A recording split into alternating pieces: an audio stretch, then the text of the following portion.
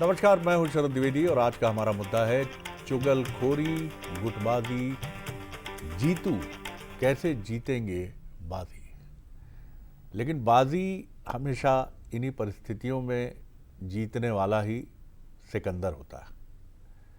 अगर आपने बहुत आसान सी सिचुएशन में, बहुत सरल परिस्थितियों में आपने जीत हासिल कर ली, तो वो जीत न इतिहास के पन्नों में दर्ज होती है।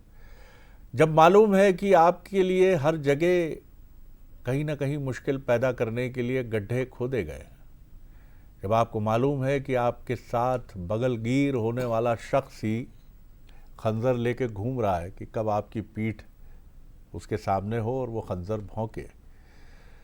और दुर्भाग्य ये है कि सियासत में ये चीज़ें, पार्टी कोई भी हो, लेकिन कोई ये खुशी से नहीं कह सकता कि नहीं साहब मेरी पार्टी में तो कुछ भी नहीं है। हम सब तो भ्रातृत्व भाव से चलते हैं, फ्रेटर्निटी स्पिरिट से चलते हैं।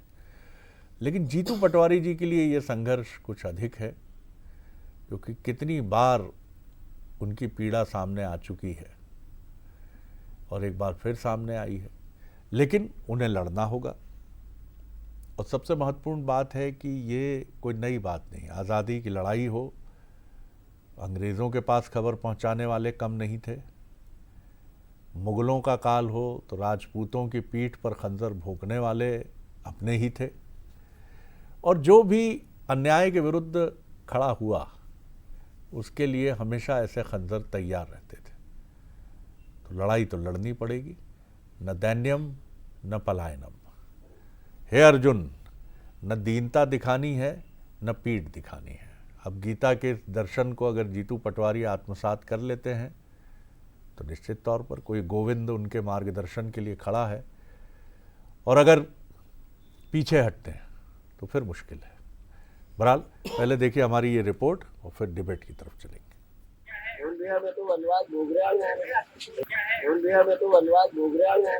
तो जो कान फूकने वाले जितने भी लोग हैं, मैं हाथ जोड़ के निवेदन करना चाहता हूं, मेरी रिश्तेदारी, मेरा परिवार, मेरी कांग्रेस पार्टी में बढ़ोतरी होगी, उसके लिए मेरे को कितना भी अपमान सहना पड़े, कितना भी सम्मान मिले, उससे बड़ा कुछ नहीं है मेरे लिए। ये सबको आपको ध्यान रखना है।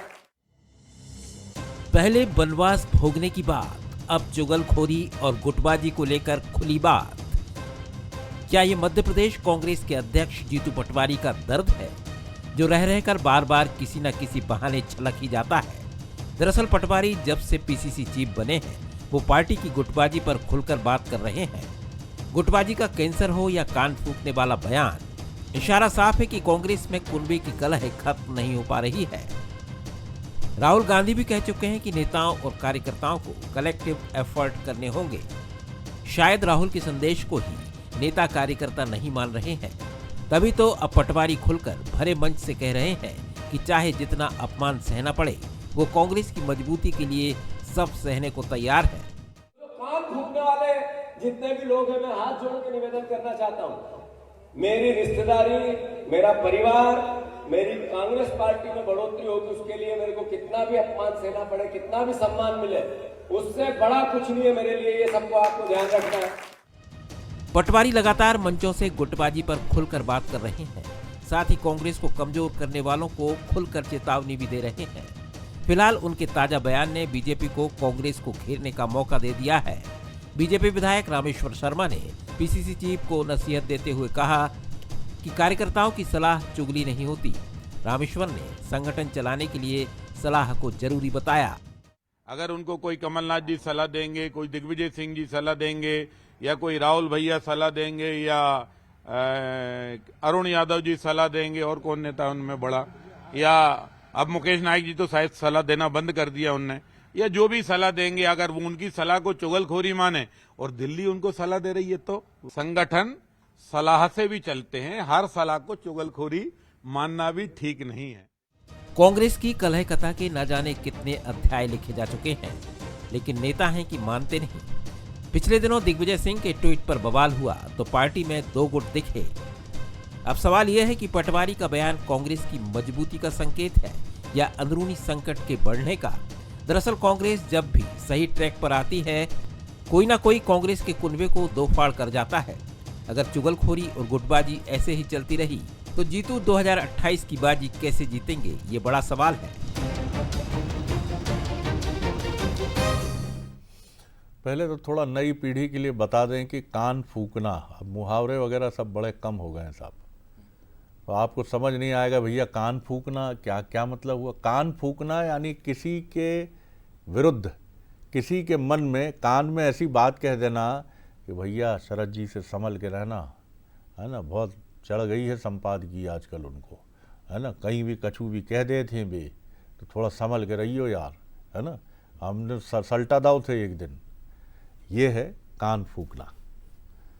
तो जीतू पटवारी उन लोगों की तरफ इशारा कर रहे थे जो मंथरा और केकेई की भूमिका पार्टी में निभाते हैं कि जीतू पटवारी नैया पार नहीं लगा पाएगा भैया, बात मानो, बदलना पड़ोगे, हम तो जा रहे राहुल के पास, तब में दम है, चलो यार, सीना ठोक के एकदम, ये कान फूकना है। अब हमारे सवाल देख लीजिए। हमारा पहला सवाल है 2028 के पहले चुगलखोरी और गुटबाजी से कैसे पार पाएंगे जीतू पटवारी? क्या पीसीसी चीफ मंच से कान फूकने की बात करके उपचार ढूंढ रहे हैं, बीमारी का इलाज ढूंढ रहे हैं? कार्यकर्ताओं की सलाह चुगली नहीं होती। ये रामेश्वर शर्मा जी जो बीजेपी के वरिष्ठ विधायक हैं, उनकी सलाह है या तंज है? जो मेहमान हमारे साथ हैं उनसे मिलिए। स्टूडियो में मेरे साथ हैं अजीत सिंह भदौरिया जी, सीनियर लीडर हैं, स्पोक्स पर्सन हैं, बहुत स्वागत है। मौसम बिसेन जी हैं हमारे साथ, जो युवा नेता हैं और सदस्य हैं ओबीसी कल्याण आयोग की, और जगदीश द्विवेदी जी हैं वरिष्ठ पत्रकार और राजनीतिक विश्लेषक, उनका बहुत स्वागत है। जगदीश जी, कान फूकना तो हमने समझा दिया, हालांकि कान पर याद आया कि राही मासूम रजा ने महाभारत में बड़ी ज़बरदस्त बात, एक संवाद लिखा था कि बात जब कान बदलती है तो अर्थ भी बदल जाते हैं। तो ये भी बड़ी महत्वपूर्ण बात है कि एक व्यक्ति दूसरे व्यक्ति को कुछ कहता है तो उसके अर्थ भी बदल जाते हैं। तो कान फूकना यानी चुगली करना तो बड़ी ज़बरदस्त बात है। जीतू पटवारी जी, बार बार ये दर्द, क्या वो जो पीड़ा का सामना कर रहे हैं पार्टी के भीतर, इसलिए उनका ये दर्द छलक जाता है क्योंकि उन्हें मालूम है ऐसी बात कह के वो फिर एक टीवी डिबेट को जन्म दे देंगे, फिर इस पे बहस छिड़ जाएगी। क्या कारण है कि वो रोक नहीं पाते अपने को? शरद जी, जीतू पटवारी ने जो कुछ भी कहा उसे कांग्रेस की राजनीति से परे हटके तो आप देख ही नहीं सकते। सबसे बड़ी चीज जो कांग्रेस में आपके विश्लेषण में जिसने भी बात कही, बहुत अच्छी बात कही कि कांग्रेस जब जब हमें पटरी पे आते दिखती है तो कुछ ना कुछ ऐसा हो जाता है कि वो फिर पटरी से उतरने जैसी स्थिति में चली जाती है। और जीतू पटवारी जी ने जो भी कहा है वो एक्चुअल में कांग्रेस का, पूरी कांग्रेस के, सच्चे कांग्रेस के नेताओं का दर्द है। इस पार्टी की जो सबसे बड़ी दिक्कत हुई है वो इस पार्टी की, और उस दिक्कत से आज भी ये पार्टी नहीं उभर पा रही है शरद जी, वो है छत्रपों की अपनी गुटबाजी। मैं किसी नेता का नाम नहीं ले रहा हूं, लेकिन भोपाल में आप भी बैठते हैं, मैं भी बैठता हूं, कांग्रेस के जो साथी हमारे साथ बैठे हैं, बीजेपी के जो साथी बैठे हैं और जो लंबे समय से सारी चीजें देख रहे हैं, वो बहुत अच्छे से इस बात को जानते हैं। टीवी पर स्वीकारें न स्वीकारें, यहां कांग्रेस नेताओं के अपने अपने मठ हैं।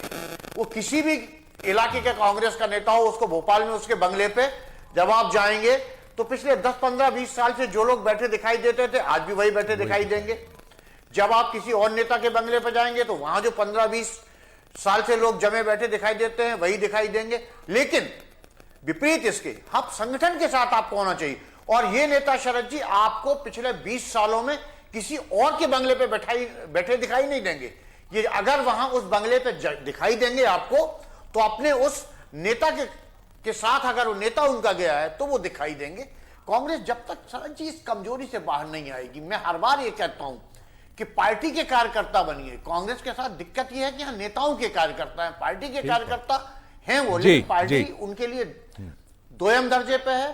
पहली जो उनकी निष्ठा है वो अपने नेता के प्रति है, उसके अपने कारण हो सकते हैं, लेकिन जब तक कांग्रेस इससे बाहर नहीं आएगी, कांग्रेस को इस बात को बहुत अच्छे से समझ लेना चाहिए कि 20 साल की बीजेपी सरकार है, ना तो उसके पास कार्यकर्ता बल की कमी है, ना उसके पास सत्ता उनके हाथ में है, संसाधन उनके पास में। 2028 आप लड़ने की बात करोगे तो ऐसे आप बीजेपी से शरद जी नहीं टकरा पाओगे। ऐसे नहीं टकरा सकते। बिल्कुल, आपने बिल्कुल ठीक कहा। बहुत ही मूल्यवान सलाह भी मैं कहूँगा, क्योंकि ये एक तटस्थ, एक न्यूट्रल ऑब्जर्वर की तरफ से है। वो भले ही आप मंच पर उसे न स्वीकारें, लेकिन आपको समझना होगा, क्योंकि ये बात बार बार सामने आ रही है। मौसम जी, कैसे देखती हैं आप? विषय कांग्रेस का है, लेकिन आप दोनों एक दूसरे के इस तरह के सब्जेक्ट्स पर भी बहुत खुलकर बोलते हैं, क्या कहेंगी आप? जी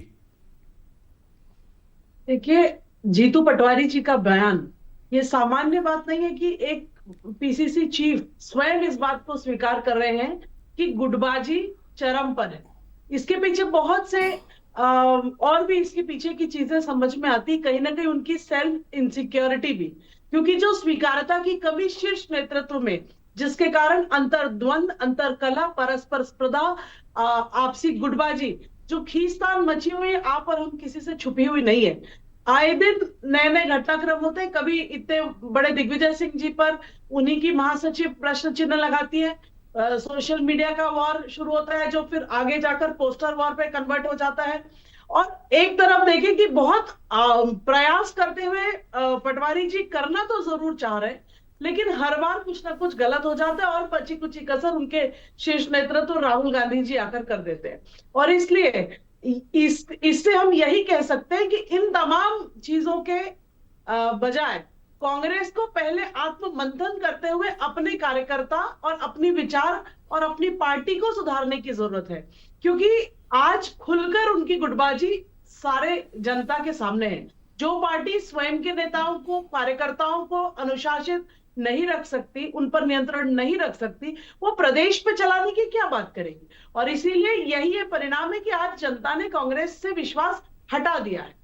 और भारतीय जनता पार्टी की अगर हम बात करें तो यहाँ पर मजबूत संगठन है, एक सशक्त नेतृत्व है और एक ऐसी ठोस विचारधारा है जो आज एक विश्वास के साथ जनता में एक अपनत्व भाव को बना चुकी है, और यही हम सबके परिणामों में दिखता है। भदौरिया साहब, जब कोई व्यक्ति भारत में, ईश्वर ना करे, लेकिन कभी सर्दी, खांसी, जुकाम, अगर गुटबाजी को भी हम एक बीमारी माने, बड़ी सलाहें मिलती हैं। अरे देखो साहब, भदौरिया साहब बुरा मत मानना, आप ऐसा करो, थोड़ा काढ़ा बनवा लो। काश गुटबाजी के लिए भी ऐसा कोई काढ़ा होता कि जो है उन सबको पिला दिया जाता, कहानी ही खत्म हो जाती गुटबाजी की। या भगवान जाने कुछ गंगा जली लेकर शपथ एक दिन सामूहिक हो जाती तो खत्म हो जाती। लेकिन ये कब आपका पीछा छोड़ेगी, समझ ही नहीं आता। देखिए आदरणीय शरद जी, बिल्कुल सही बात है। इस देश में मैंने भी अनुभव किया है जितना है कि यदि कोई चीज़ मुफ्त में मिलती है तो वो सलाह मिलती है। जहाँ तक बात कांग्रेस पार्टी और आदरणीय जीतू पटवारी जी के संदर्भ की बात हो रही है, तो ये उनकी साफगोई है, ये उनके अंदर का आत्मविश्वास है। इसको हम दूसरे नज़रिए से देखो ना, ये उनके अंदर का आत्मविश्वास है कि वो स्वीकार कर रहे हैं और साफ तौर पे अपने कार्यकर्ताओं से कह रहे हैं कि अब ये चीज़ें आपको बंद कर देना चाहिए, और कम से कम मेरे आसपास तो ऐसे लोगों की कोई जगह नहीं होगी। जहाँ तक गुटबाजी के संदर्भ की बात कर रहे हैं, आप देखिए कहाँ गुटबाजी नजर आती। अभी कुछ दिन पहले आदरणीय दिग्विजय सिंह जी ने बिल्कुल कितनी तारीफ की सीहोर में जीतू पटवारी जी की, पूरी उनकी कार्य क्षमता को लेके। अभी 2 दिन पहले इंदौर में सारे नेता एक साथ थे, नेता प्रतिपक्ष उमंग सिंगार जी से लेके सब लोग, और 11 तारीख को पूरा प्रोटेक्ट। तो फिर पटवारी जी को कहने की जरूरत क्या पड़ी? कान फूकने वाली बात क्यों कहनी? देखिए, तात्कालिक परिस्थिति में आदरणीय शरद जी, हो सकता है किसी कार्यकर्ता ने उनसे कोई किसी के संदर्भ में नकारात्मक बात की होगी, तो ये उनकी साफगोई है ना, ये उनकी जिंदा दिली है। आप देखिए आज का जो नेतृत्व है, चाहे वो नेता प्रतिपक्ष उमंग सिंगार जी हो या प्रदेश अध्यक्ष जीतू पटवारी जी हो, जो बिल्कुल राहुल गांधी जी के नक्शे कदमों पर चल रहे हैं। जो साफगोई आदरणीय राहुल गांधी जी की है, आप देखिए कि जब से राहुल गांधी जी भारतीय राजनीति में आए, उन्होंने जो चीज बोली है उस चीज पे वो कायम रहे, और आज तक वो चीज, भले ही कैसा भी परसेप्शन भारतीय जनता पार्टी का डर्टी ट्रिक्स डिपार्टमेंट बनाने की कोशिश करे, परंतु सामने आया है, चाहे वो कोविड के संदर्भ की हो, जीएसटी के संदर्भ की हो, छोटे एमएसएमई के व्यापार खत्म होने के संदर्भ की हो, ये सब चीजें लगातार होती चली आई हैं। वही मध्य प्रदेश का नेतृत्व है, और इसी नेतृत्व के आधार पर आदरणीय शरद जी 2028 में, और जहाँ तक हमारी बहन कह रही हैं कि भारतीय जनता पार्टी के नेतृत्व के इतने कसीदे कर रहे हैं, बहन आप कैबिनेट की बैठकों का देख लीजिए ना उदाहरण, कि कैबिनेट की बैठकों में किस तरीके से मोहन यादव जी मुख्यमंत्री जी को चुनौती दी जाती है उनके मंत्रियों के द्वारा। आप देखिए, जब आपके हेमंत खंडेलवाल जी प्रदेश अध्यक्ष बने थे उस समय क्या स्थिति हुई थी, चाहे वो प्रहलाद पटेल जी हो, नरोत्तम मिश्रा जी हो, कैलाश विजयवर्गीय जी हो, सबके बयान कैसे आए थे। आज भारतीय जनता पार्टी की ये स्थिति है, कई जिलों में आदरणीय शरद जी कार्यकारिणी नहीं बनी, जिले की कार्यकारिणी सिर्फ और सिर्फ गुटबाजी की वजह से। तो जहां तक बात कांग्रेस पार्टी की आदरणीय शरद जी, आपके माध्यम से विश्वास दिलाऊंगा कि यही सक्षम नेतृत्व जो आज देखिए राउंड द क्लॉक, आज उमंग सिंगार जी सिवनी के दौरे पे हैं, जीतू पटवारी जी इंदौर में 11 तारीख को एक बहुत बड़ा विरोध प्रदर्शन हो रहा है इंदौर की जनता के पक्ष में, सरकार को जगाने के लिए, उस सरकार को जो अपनी जिम्मेदारियों से पीछे भागती है। जगदीश जी, मैं जो उत्तर सामने आया है अजीत सिंह जी का, बहुत सीनियर लीडर हैं, कमिटेड कांग्रेसी हैं, उसी को आपकी तरफ प्रश्न के तौर पर ले जा रहा हूं। क्या इसे हम जीतू पटवारी जी की जिंदा दिली माने या उनका बढ़ा हुआ आत्मविश्वास माने कि वो ऐसी घटनाओं का जिक्र लगातार आलोचना और मीडिया में उसको एक संदर्भ के साथ देखने के बाद भी वो इसके उल्लेख करने से पीछे नहीं हटते हैं? क्या ये कांग्रेस का एक चरित्र भी है जिसे हम आंदोलन की पार्टी कहते हैं कि बीजेपी की तरह वो इन सारी चीज़ों पर खुलकर बोलना पसंद करते हैं, जिसे हम कहते हैं ना कई बार कि आप सींग लड़ाना पसंद करते हो, आप पीछे हटना पसंद नहीं करते। और इसी से जुड़ा मेरा सप्लीमेंट्री सवाल है, पूरक प्रश्न है कि क्या इससे कांग्रेस को फायदा ही होता है या नुकसान होता है? जी शरद जी, देखिए, आज का जो राजनीति का दौर है, मैं हमेशा अजीत सिंह जी सीनियर कांग्रेस नेता हैं और मुझे भी बहुत लंबा अरसा हो गया है पत्रकारिता का। आज के इस दौर को पता नहीं क्यों मुझे यह महसूस होता है, मैं नहीं कहता हूं उनके पास बहुत अच्छे लोग होंगे, बहुत अच्छे रणनीतिकार होंगे कांग्रेस के पास, ना इसे मैं जिंदा दिली कतई नहीं मान सकता। आपको पार्टी फोरम पे ये सारी बातें रखना चाहिए। जब आप इसे सार्वजनिक करते हो या आप उसको शब्दों की चट्टाने जो जिस तरह से उन्होंने रख के उसको सुशोभित किया है, वो उनका अपना धर्म है। लेकिन आज के दौर मेरा मानना यह है कि राजनीति का जो तकाजा है, राजनीति के जो मूल्य हैं, उस मूल्य में इस तरह की अगर कोई बातें हो तो वो पार्टी फोरम पे होना चाहिए, वो नेताओं के बीच में होना चाहिए जो कांग्रेस को मध्य प्रदेश में देखते हैं, मैनेज करते हैं या कांग्रेस संगठन की रीति नीति तय करते हैं। सवाल तो अब ये भी सामने आ रहा है, एक्चुअल में बहुत अच्छी बात है, मैं इस बार मान के चल रहा हूं, मैं निश्चित रूप से मैं तारीफ कर रहा हूं जीतू पटवारी जी की, उमंग सिंगार की भी, सक्रिय रहते हैं। फिर लेकिन घूम फिर के, जो मैं नाम नहीं लेना चाहता शरद जी इस तरह से, और अगर कभी जरूरत, मैं ऐसे 20 नाम हर नेता के बता सकता हूं जो सिर्फ उसी नेता के साथ आपको दिखेंगे। सवाल सबसे पहले यह है जो, और मेरा मानना यह है कि विपक्ष मजबूत हो, सरकार, कांग्रेस बहुत 125 साल से ज्यादा पुरानी पार्टी है, कांग्रेस और ताकतवर बने, ये लोकतंत्र के लिए शुभ है, लोकतंत्र के लिए अशुभ इसमें कुछ भी नहीं है, लोकतंत्र के लिए बेहतर है ये।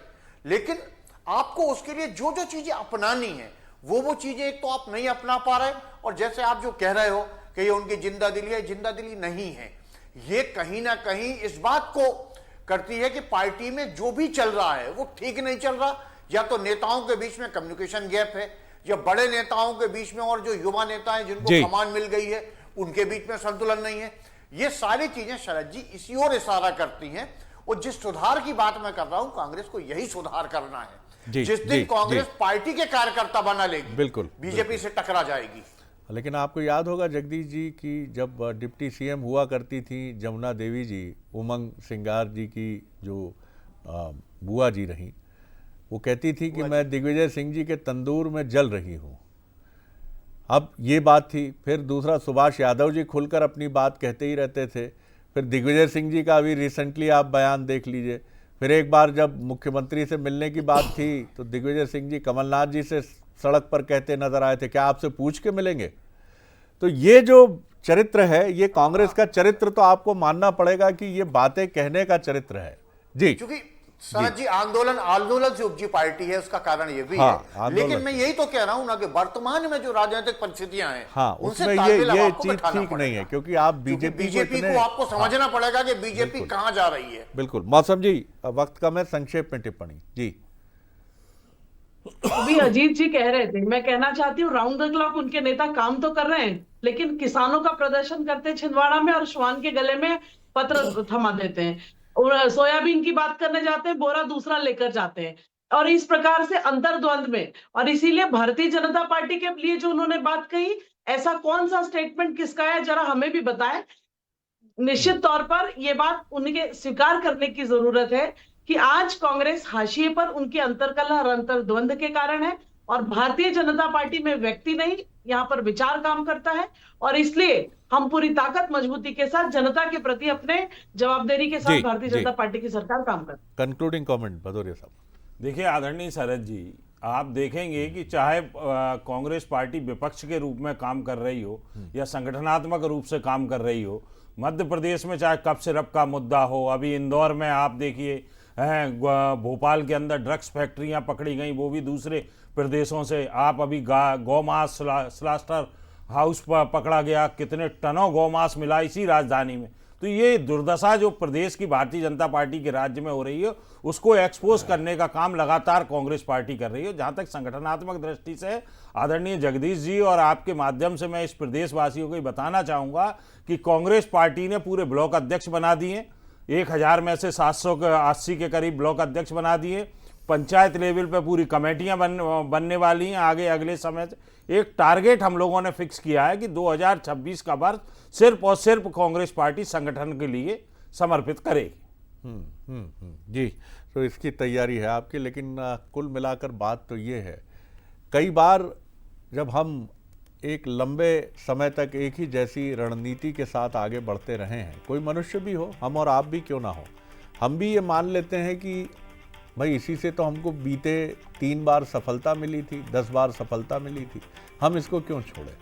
लेकिन अब बीजेपी ने जो एक शैली सेट की है कि अब तो ये ही नहीं पता चल पाता कि बीजेपी में अगला राष्ट्रीय अध्यक्ष क्या ये नितिन नवीन साहब होंगे कि कौन होगा।